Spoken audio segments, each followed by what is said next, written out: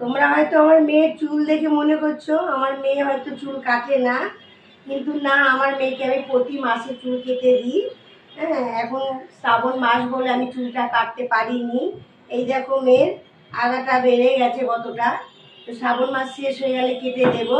আমার মেয়েকে আমি না ছোটোর থেকেই ন্যাড়া করতাম, ন্যাড়া করে মেয়েকে কুসুম, ডিমের কুসুম লাগিয়ে দিতাম আর কেশুতি ব্যথা লাগিয়ে দিতাম।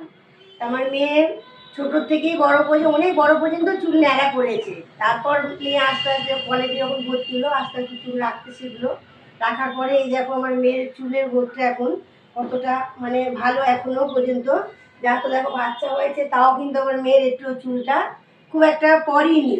হ্যাঁ, তো তোমাদেরকে আজ মেয়ের শ্যাম্পু করেছে বলে আমি এই কথাটাই বলতে এসেছি যে আমাদের যদি কোনো চুলের সমস্যা হয় তোমরা কমেন্ট করে বলো আমাকে, আমি তোমাদেরকে কীভাবে কী লাগাতে হয় আমি